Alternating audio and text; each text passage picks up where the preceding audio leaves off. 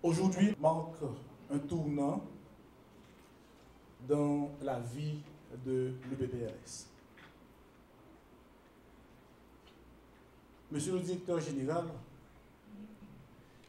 vous allez entrer en fonction dans une institution où les choses ont mal tourné depuis quelque temps.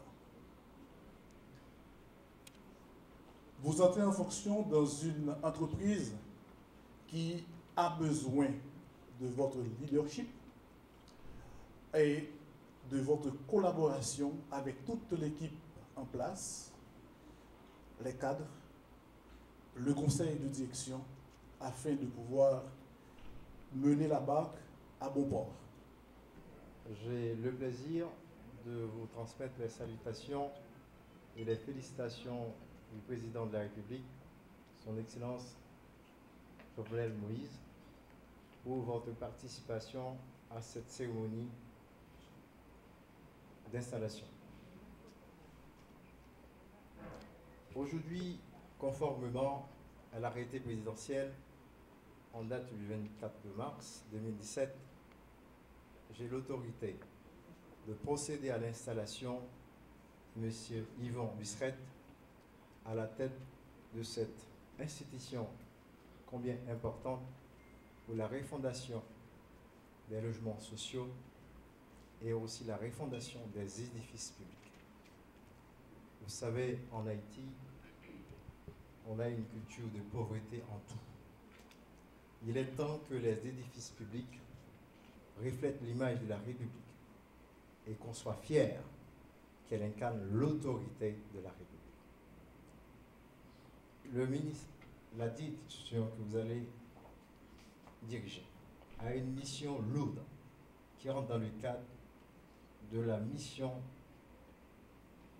du président de la République d'aménager, repenser les logements sociaux pour que les gens les plus pauvres puissent avoir un toit décent, qu'ils vivent dans la dignité en tant que citoyens et non en tant qu'autre chose.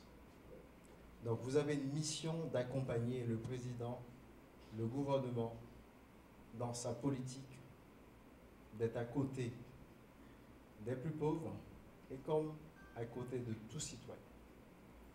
Nous allons nous battre pour donner, redonner à des gens qui sont dans les bidonvilles, dans l'arrière-pays, pour qu'ils vivent, habitent sous des toits dignes.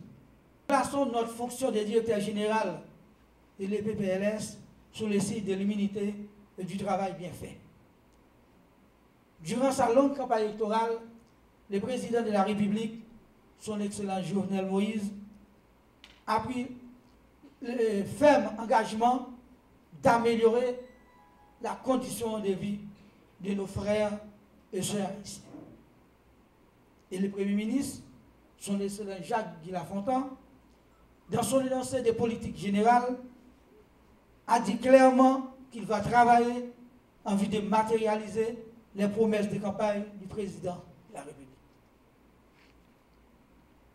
En regardant les efforts déployés par les directeurs qui m'ont procédé pour faire de cette institution ce qu'elle devrait être, qui, malheureusement, par faute de moyens, n'a pas pu parvenir.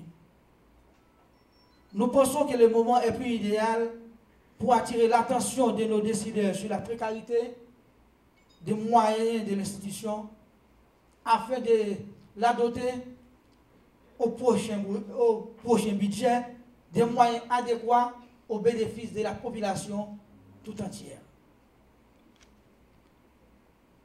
Point n'a besoin de rappeler combien les problèmes de la population sont grands en matière de logements sociaux. D'ailleurs, à côté de sa précarité depuis des temps, elle fait face à une situation plus difficile, surtout après le passage de l'ouragan Matthew, qui a ravagé totalement les départements du Sud de la Grand'Anse, des NIP et certaines communes du département du Nord-Ouest.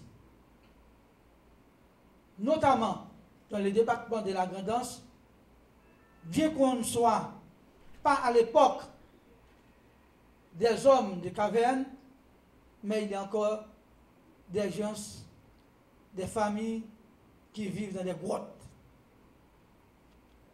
Dans ce cas, le PPLS, tenant compte de sa raison d'être, ne peut être négligé en aucun cas. N'est-ce pas?